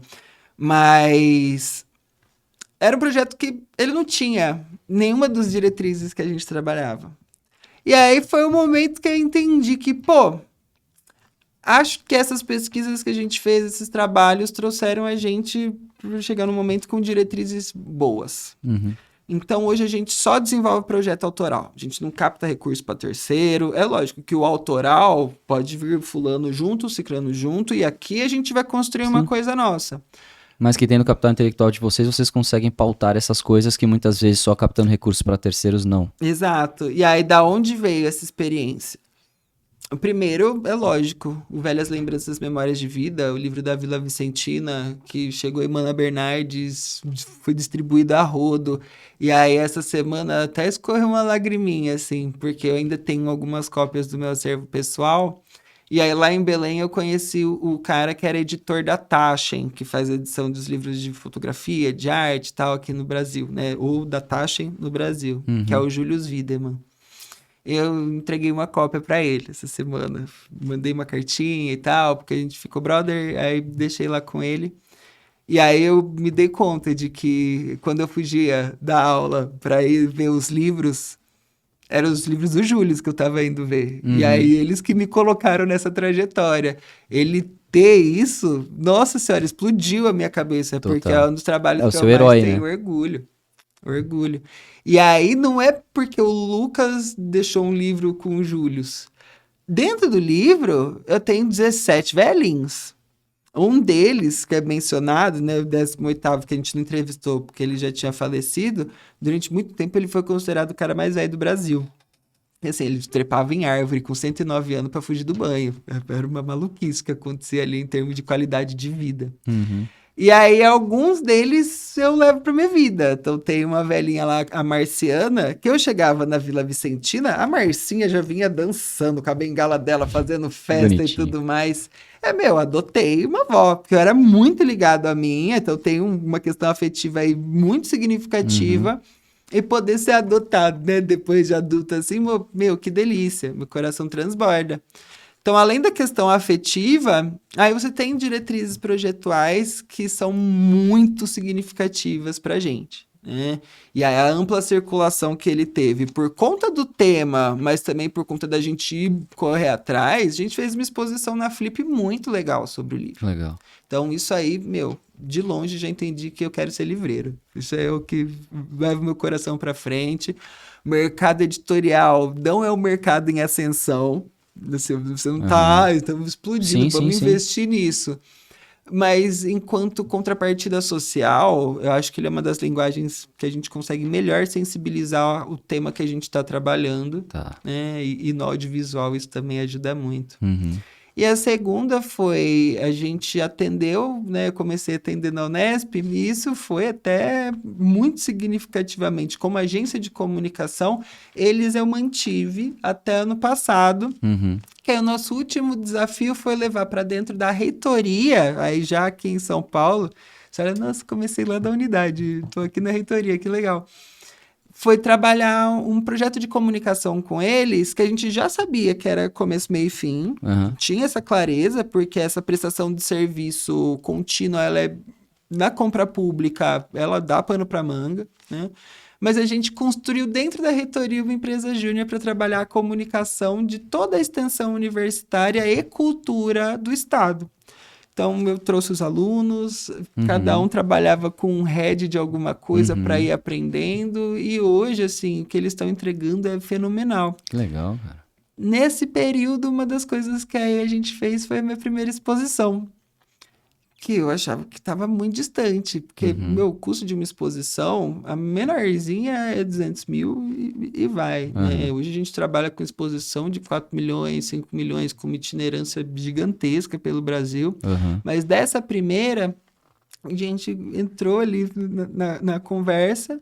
A Coordenadoria das Bibliotecas do Estado estava fazendo uma ação de comemoração para a semana de 1922. Começou o trabalho em 22, mas ela foi realizada em 23. Então, os 100 anos do modernismo do Brasil foi celebrado por meio de um cara que é o Rubens Borba de Moraes. O Rubens, eu não conhecia, tanto que a exposição tem o nome Um Protagonista Invisível. Ele foi o bibliotecário, bibliófilo, bibliógrafo que construiu o que é a biblioteca brasileira hoje em dia. Ele era amigo de todos eles, do Mário de Andrade, do Oswald, das artistas Tarsila, Anitta, mas a produção dele no campo das bibliotecas foi muito significativa. Que assim, para um menino de 28 anos, parece que é uma... Nossa, que você tá se aprofundando nessa conversa? Mas a hora que você viu os desenhos que o cara fez para a Biblioteca Mário de Andrade, que foi o primeiro projeto dele, que tá lá no centro de São Paulo, e o negócio de emprestar livro para levar para casa, você ter um espaço de leitura, ele que projetou tudo isso. Uhum. Biblioteca da ONU, biblioteca do Palácio da Alvorada, você tem um monte de instalação dele por aí, né? E aí a gente construiu um projeto expositivo para o Rubens. A exposição, por si, o tema bibliotecas me é querido por se tratar de livro.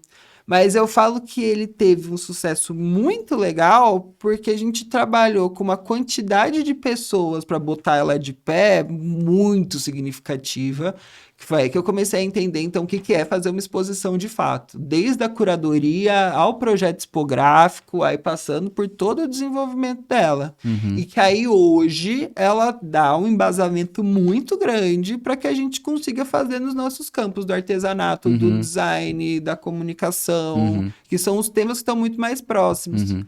Mas ela circulou por quase 24 cidades, dentre 2023 até agora. Aí ela abraçou a USP, então foi uma exposição que foi para dentro da USP, na Brasiliana, que tem um acervo desse cara aí, do Rubens, foi para Campinas, na Unicamp, e para as unidades da Unesp dentro do estado. Uhum. Então ela foi muito grande, assim, em termos de impacto Legal. gerado. Então foram esses dois produtos que eu olho hoje e falo, meu, é isso aí que eu quero fazer para minha vida. Essas são minhas linguagens, não faço tudo, faço isso aí que essas coisas me ensinaram a fazer. Então, baile. Como que você olha para tudo isso que você fez até o momento e agora sim linka tudo isso que você já construiu de conhecimento, projetos e coisas entregues, que é a construção de quem o Lucas chegou até o momento, versus o que você quer para frente, que tem a Agenda 2030, tem coisas a serem trabalhadas por aí. Então, como é que você faz essa junção de tudo que você construiu até agora para colocar a LM numa mesa e falar, hoje eu sou isso e o que eu vou construir com isso? Eu acho que a primeira coisa é entender quem são os ídolos. Que quando tudo era mato, foram lá e abriram o caminho, correram pra gente poder andar. Um deles, que eu tenho uma admiração muito grande, é o Gringo Cardia. O Gringo, ele vem de uma formação de projeto e hoje ele constrói exposições, ele cuida de museus, muito especificamente assim em Salvador, e na cultura baiana. Então, quando você vai a Salvador, a Casa do Carnaval, ele que desenhou. O projeto é dele. Então, você olha, você consegue reconhecer que é dele, porque ele não é uma coisa tati-bitati regularzinha, ele é meio maluco, né? Você tem a casa, que é uma casa-museu do Jorge da Zélia, né, do Jorge Amado, que também o projeto é dele, e você consegue ver no projeto, meu, a cara dele. Então, você tem um processo aí de precisar de referências, né? Ele vai gerando, aprendendo, buscando informação, e aí ele transforma isso num projeto museológico, num projeto tipográfico, num projeto de uma campanha muito linda. E aí você tem esse campo da cenografia muito legal para a gente desenvolver no Brasil, né? Você tem boas referências, mas internacionalmente você tem uma galera que tá fazendo isso num nível foda. Bienal de Veneza, primeira vez que um grupo brasileiro estampou o prédio inteiro do Pavilhão do Brasil na Bienal, que foram os Macu, que é um grupo indígena que foi levado pela Apex, pela OEI, pelo Ministério da Cultura, para fazerem o trabalho deles em volta do prédio inteiro. Então, o Brasil vem sendo exportado há um bom tempo, mas os cenógrafos, os stage designers, que tem essa nomenclatura, você tem uma que é a S. Devlin. A S. Devlin, ela faz exposições malucas. Ela já fez alguns palcos para cantores mega famosos de turnês que, foram muito legais. E aí, junto com ela, tem outro cara que chama Leroy Bennett. Ele é quem faz os palcos da Lady Gaga há muitos anos já, né? Muitos anos. E aí, inclusive, a gente fez uma publicação em colaboração com ele. Meu coraçãozinho de fã quase caiu duro, né? No chão, era que o conteúdo tava pronto. Então, você tem referências que são muito importantes. Só que, para você atuar nesse campo... Desculpa, gente, eu sou filho único de mãe solteira de classe média baixa. Eu vim desse lugar e eu tô nesse lugar...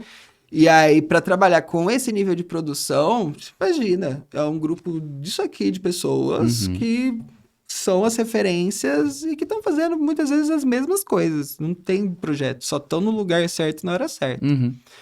Para eu chegar nesse campo, a direção sempre foi clara. Eu preciso do meu arroz e feijão todo dia, mas eu também preciso do meu produto estrela, da minha matriz BCG, para levar isso para o lugar que eu quero chegar. Certo.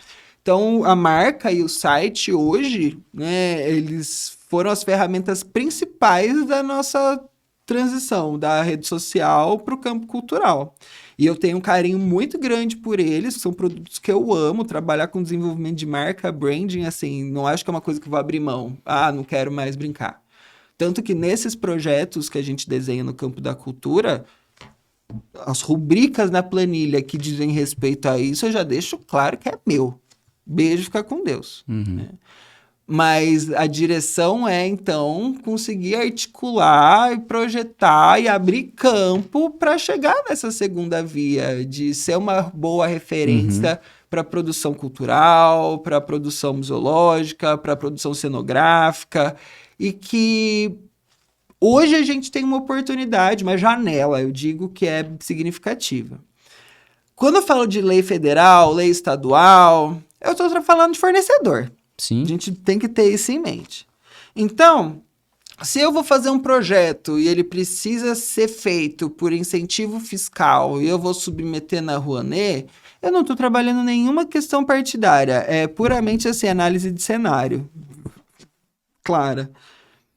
Quando o Ministério da Cultura virou secretaria especial, seja qualquer for o motivo, você mandava projeto, e aí a lei Rouanet, ela é vista por muitas pessoas como uma coisa de comunista, como uma coisa de pagar 1 milhão de cachê para Ivete Sangalo, trazer Madonna para o Brasil. E assim, tem algumas limitações, né? O cachê não pode passar de 10% do valor do projeto e a Ivete Sangalo não sai da cama dela por menos de 1 milhão. Madonna não tem nada a ver com a Lei Rouanet, nem chegou perto. Só que o impacto gerado pelo show dela em negócios foi muito expressivo.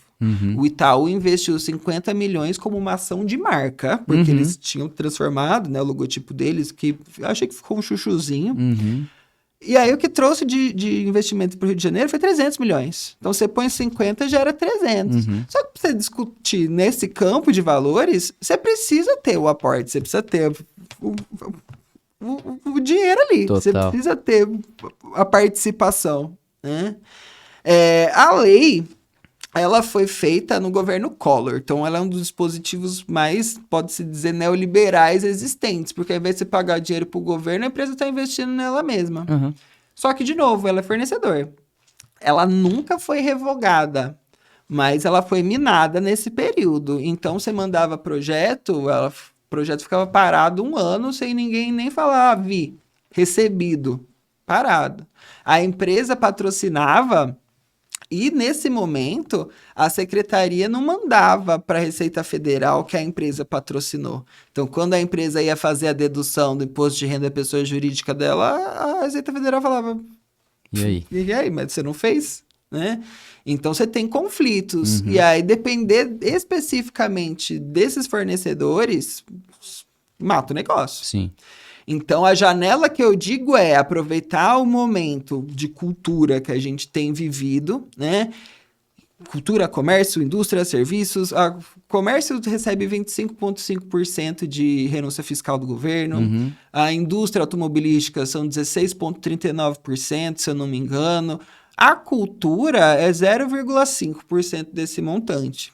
E com 0,5% desse montante, hoje a gente representa 3% do PIB. Então, aproveitar essa janela para ter entregáveis que estejam nesse nível de discussão é o momento. É o momento. Porque pode chegar próximo governo, dá uma canetada, E acabou. mudar toda a jornada. Né? Só que aí se eu fico dependente disso, tchau. Mas se eu gerei portfólio e aí eu mostro que se investe R$1 na LM, a gente retorna 1,6, que é uma pesquisa da FGV muito intensa para entender quanto que traz de retorno direto e indireto o investimento na cultura. Se eu deixo isso claro e começo a trabalhar com esses valores de exposição, que já começa em milhões mais, aí o olhar dessas organizações para o meu trabalho já entra no mesmo campo do tá igual quem indica. Então eu posso escolher agora se eu posso fazer com fulano, se eu posso fazer com o Lucas da LM, porque aí sim, ele tem um rabo comprido, tem um portfólio que deixa claro que ele entrega, que tá tudo bonitão, que a prestação de contas é linda, né? E aí, hoje, as empresas que vão se posicionar só como ou captadoras de recurso ou de projeto em projeto, se o projeto não pensa a sustentabilidade, no ano seguinte ele vai precisar do mesmo incentivo. Então, a gente que vai falar de negócio mesmo, como que isso fica sustentável? Se toda vez eu preciso dar um aporte para ele... Tem markups muito maiores do que 1,6. O comparativo tem que ser feito, por exemplo, com o dinheiro parado. Se você colocar ele na poupança, 1,6 de retorno, imagina, é um absurdo. Sim. Então, a comparação é essa. Se eu tenho esse olhar para o projeto ser sustentável, depois do primeiro aporte, ele conseguir ser realizado de novo, né? E ele pode receber patrocínio, pode receber apoio, mas ele precisa se manter no segundo momento, né? Se eu tenho esse olhar... Eu tenho um olhar de negócios claro, você tem um investimento aí que já sai do campo do incentivo, que pode estar ali amarrado um pouco na assistência, e aí já vira estratégia comercial. E aí você tem casos hoje que deixam isso muito claro. A Sherwin-Williams, fabricante de tinta, eles começaram a patrocinar a Semana Criativa de Tiradentes, que é um evento lindo que reúne artesanato, arquitetura, design, que acontece há alguns anos. Mas eles fizeram uma sacada muito legal no ano passado. O patrocínio da Sherwin-Williams veio com uma contrapartida, além das tradicionais de exibição de marca e tudo mais, da criação de uma paleta de cor exclusiva, que com certeza, assim, eram várias tintas que a Sherwin-Williams precisava... Né, botar para jogo, eles montaram uma paleta de cor que foi inspirada pelo trabalho da Janete Costa, uma arquiteta muito amarrada no artesanato brasileiro. E aí essa paleta de cor estampou a Semana Criativa de Tiradentes inteira. Morreu ali? Não, porque você tinha os maiores nomes ali de design de interiores, todo mundo indo participar. Todo mundo consumiu aquilo naquele momento e automaticamente começaram a aplicar nos seus projetos. Você não vê uma exposição de design, de artesanato aqui dentro do estado de São Paulo, especialmente, que não tenha referência das cores da Janete Costa. Em São Paulo, falei da Adélia Borges, as exposições que têm relação com artesanato, teve uma que ela fez, né, como consultora com uma equipe de designers muito legal, que foi lá na Galeria Metrópole, todas elas estão usando as cores de Janete. Então, o que isso representou em geração de negócio diretamente para a Sherwin-Williams, não um negócio que o gato subiu no telhado, mas direto, foi muito expressivo. Sim. Né? Então... E o quão complexo é essa cadeia, cara? De você, por exemplo, viabilizar um projeto e aí você vê se você vai conseguir utilizar lei de incentivo fiscal e aí você conseguir ir atrás de uma empresa que possivelmente, obviamente, para você conseguir aportar essa empresa, para ela se tornar um patrocinador, você tem que trazer essas questões muitas vezes de lei de incentivo e o como isso funciona, porque muitas vezes para a própria empresa não é claro, como você mesmo já abordou anteriormente. Como que é a complexidade de lidar com essa cadeia? Eu falo que é o Megazord. É muito Megazord. Assim, você precisa de todas as partes para formar o grande robô. Então, por isso que eu falei que tem quem trabalha na captação, quem trabalha na redação do projeto, quem trabalha na parte tal e tal, e aí esse arranjo vai se associando, né? Mas qual é a nossa grande intenção? Por um lado, a gente precisa ter um portfólio de projetos bom. Perfeito. Gente, precisa ter coisa para oferecer para essas empresas e que elas entendam claramente por que elas querem se associar com aquilo. Então, de novo, Sherwin-Williams, Semana Criativa de Tiradentes, faço tinta, tô indo pro lugar onde quem vai mandar comprar minha tinta vai estar. Então, ipsis literis, né? Bem relacionado.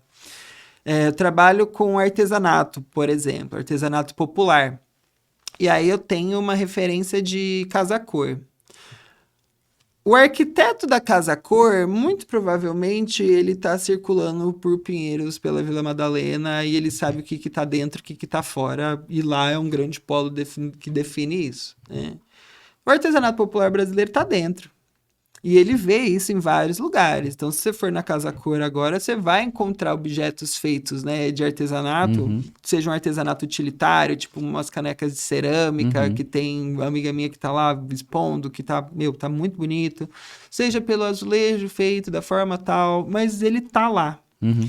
Se eu pego isso e vou olhar para toda a cadeia da construção civil, que também quer estar dentro desses espaços e receber um compre de fulano, né? Isso é um investimento que vem ou do campo do branding, ou do campo do marketing, ou do campo da responsabilidade social, ou do campo do RH, mas essencialmente os que são áreas de projeto por si, já vão olhar e entender do que a gente está falando. Mas o benefício precisa estar claro. Eu não vou virar para uma empresa, por exemplo, Bluecast. O que vocês acham de patrocinar, não sei, a Barça? Imagina, vocês são uma mídia que tá digital, com uma ampla presença, tá olhando para outros meios de difusão. Por que eu vou investir num negócio que tá lá atrás? Ah, porque as pessoas que vão numa exposição sobre a Barça vão consumir o Bluecast. Não sei se tem uma relação tão direta assim. Agora, Bluecast, o que você acha de patrocinar o Fórum de Criadores do TikTok? Bacana. Então, você começa a ter uma associação significativa. No nosso primeiro projeto, quando a gente foi trocar ideia com a Philip Morris, tinha uma empresa que fazia a gestão do patrimônio fiscal dela já. E aí, primeiro a gente foi na empresa. A empresa nem quis receber. Falou, beijos, fica com Deus, nem sei quem é você na fila do pão. A Bem Bolado teve que acionar a Philip Morris para a Philip Morris mandar eles contratarem a gente. Aí o tapete vermelho lindo, aí a conversa foi completamente outra. Ok, né? Então, ao passo que eu preciso ter um portfólio de projeto bom, e aí os projetos autorais que a gente faz, é a gente ter certeza que a gente não tem outra pessoa fazendo uma coisa similar. Isso é nosso. Show. Do outro lado, eu preciso viabilizar isso. E aí, essa viabilização está no contato direto com as empresas patrocinadoras. Então, no trabalho da captação de recursos, você tem... se você for olhar um funil de marketing, é literalmente a mesma coisa. Sim. Funil porque é antigo, né? Estou olhando mais para ciclos hoje em dia. Sim. Mas o entendimento de passar da etapa A para a etapa B, para a etapa C, para a etapa D, isso acontece, como todo, qualquer negócio. Onde está o coração? Fazer a primeira vez e tchau, empresa? Não tá. Tá, fazer a primeira vez e, enquanto tá fazendo, ter um relacionamento, uma rotina de relatoria, um reporte, e que aí o reporte, se você for mandar uma Barça de reporte também, o cara que tem 0,1 segundo de atenção do dia dele para ver isso, não vai ver. Não vai ver. Então, posso ser criativo aqui também, na forma como esse estabelecimento vai se dar. E aí, no primeiro contato, eu tenho o que a gente chama de contrapartida padrão. Então, tem o que é normal oferecer, a marca no rodapé, marca no site e tal, só que na hora de fechar o acordo comercial, dentro do que é permitido, né, pelas leis federais e tal, o que pode ser ofertado de contrapartida, você tem aí um campo de geração de negócio muito legal. Então, eu e a Marcela, o que a gente está fazendo? Um modelo desse de universidade criativa para formação, e aí quem está no ecossistema são as empresas da venda direta, porque elas entenderam que se a gente consegue trazer um volume de pessoas para o CRM do projeto significativo, uma das coisas que elas precisam sempre é gente que trabalhe na revenda dos produtos. Sim. Então, elas fazem um gasto de aquisição, de aporte, já muito significativo. Isso foi viabilizado pela lei. Então, o primeiro momento de eu falar com o empresário, ele já, vai se encantar quando eu conseguir deixar de uma forma clara que a gente transforma imposto em cultura e sustentabilidade. Então, a mínima forma de se colocar isso é: acredito no design, então transforma imposto em cultura e sustentabilidade para promover os direitos humanos. Esse discurso é lindo. Ele precisa de um selo Global Gap, ele precisa de um selo ISO 14000, ele precisa de uma certificação de sustentabilidade, ele precisa atender as normas ABNT e ESG para ele conseguir entrar na bolsa, para ele conseguir fazer exportação para a Alemanha, para a Holanda. Então, os ativos comerciais que começam a estar dentro desse ecossistema começam a aparecer. Então, ó, ao invés de você gastar uma fortuna para você fazer a coisa tirando do seu bolso, primeiro você vai pegar o teu imposto e vai investir nisso. Se no ano seguinte der para fazer por imposto, legal. Mas se no ano seguinte não der, é meu papel e absolutamente meu papel estabelecer geração de renda com isso. Então ele vem, aporta imposto e eu nunca falo no começo que é assim, ó, você vai ter tanto de retorno. Porque quando o projeto é a primeira proposta, ele fica muito... Tá claro, estrutura muito bacana, mas é uma aposta. Então vamos ver se vai dar bom. Né? Se o indicador bateu o que precisa bater ou se ficou um pouco abaixo. Se bateu, se está tudo sendo atendido, o que é para acontecer sempre nesse padrão, aí para o segundo eu posso falar, ó, você colocou tanto, você teve tanto de retorno, direto assim, indireto assim, e teve isso de impacto. E aí, para algumas organizações, o que é um custo de um projeto cultural perto de um custo de posicionamento de marca nas vias tradicionais, não é nada. Então, por exemplo, o projeto que eu tenho com a Marcela são 2 inserções no Jornal Nacional. 2 spots, não uma campanha. 2 spots no Jornal Nacional. Que ele pode fazer isso do próprio bolso, pegando um público amplo, sem direcionamento, porque vai passar para muita gente. Sim. Mas muita gente. Enfim.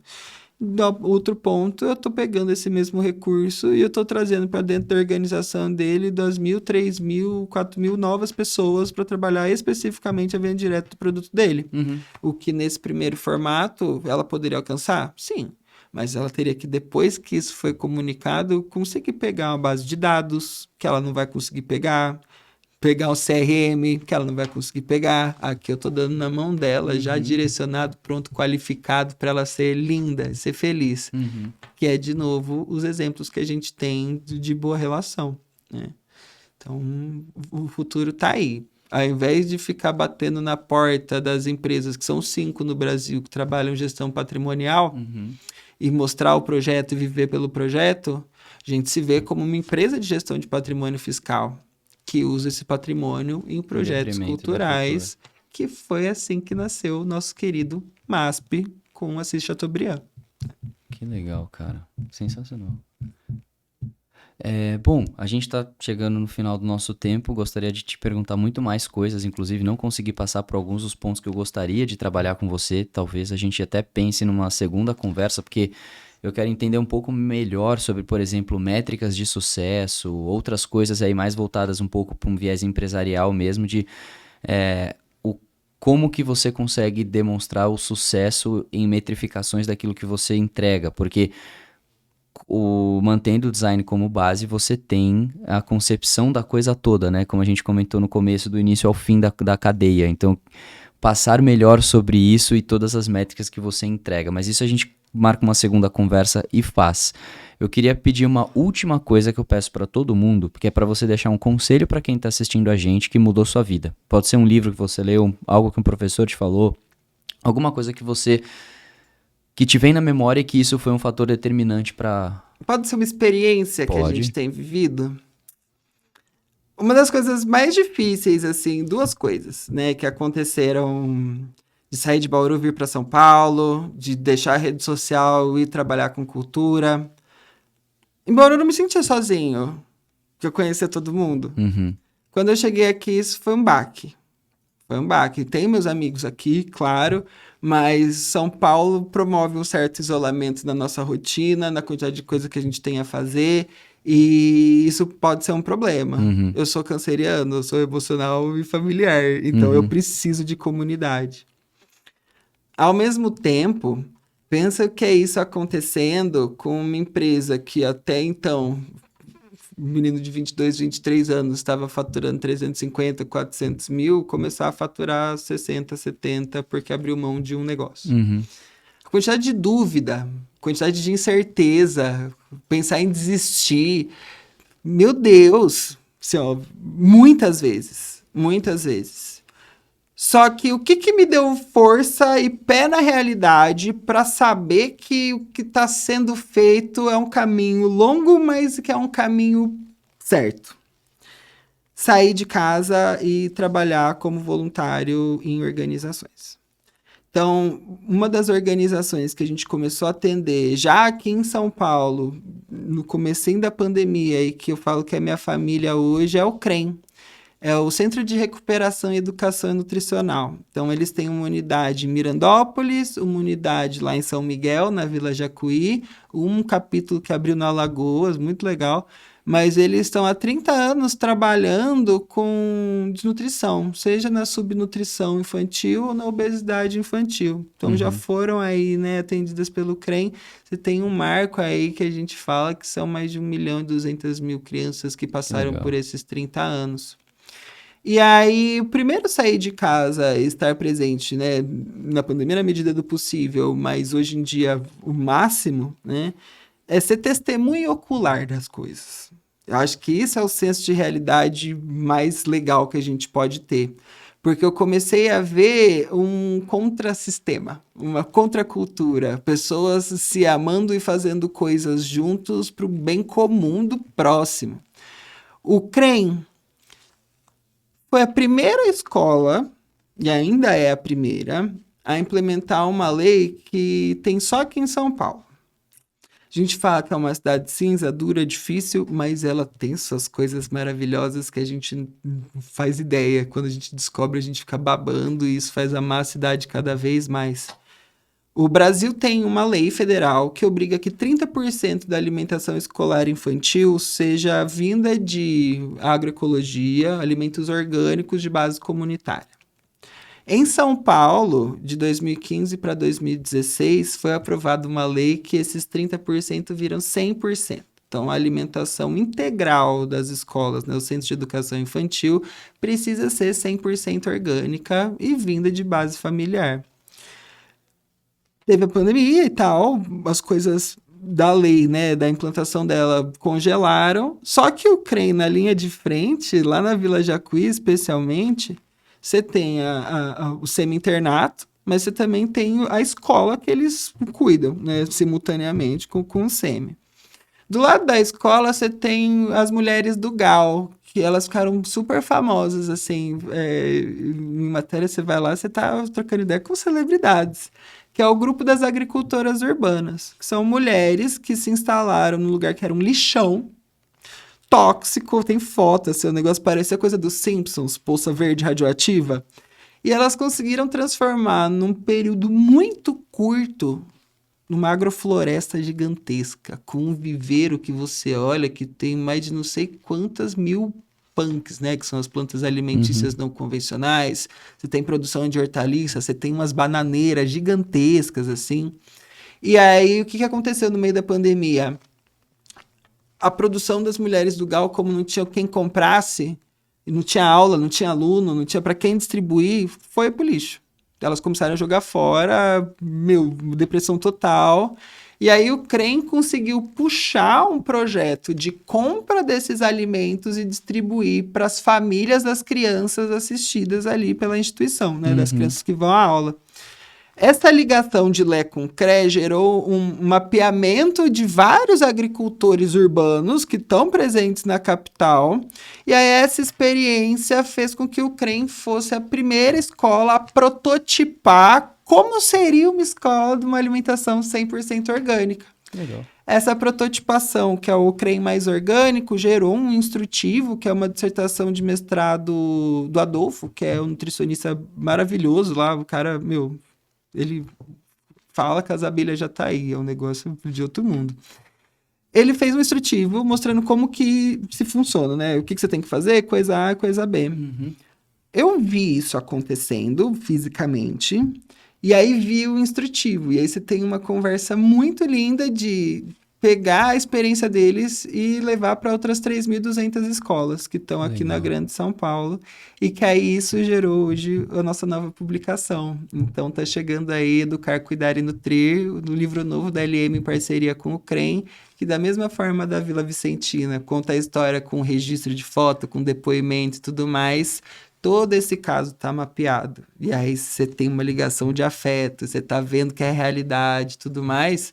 Meu Deus, essas pessoas transformaram o impossível em possível. E que eu tô reclamando de que tô sozinho em São Paulo?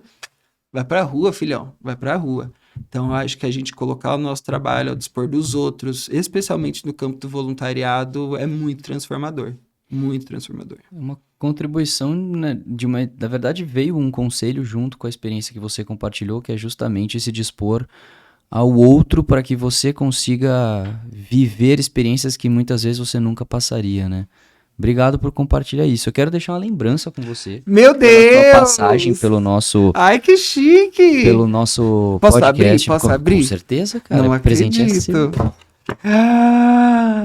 Não acredito que eu vou levar para casa para minha coleção. Com certeza vai. Gente, eu vou abrir em casa, mas ela é a Bluecast. Ela é o quê? Uma feira que tá acontecendo aqui junto com o Blue Space. Eu fui muito bem recebida aqui, vocês não têm noção. Desde o primeiro dia que eu coloquei meu pezinho aqui, já fui acolhido com tanto carinho que quem quer, por favor, produzir seu podcast, venha para essa mesa maravilhosa, porque ela inspira muita gente. Obrigado, viu, Obrigado Gabriel? você, agradeço esse feedback final, porque de verdade o nosso principal ponto é tentar fazer com que todo mundo se sinta em casa. E isso é um compromisso pessoal meu com cada pessoa que pisa aqui.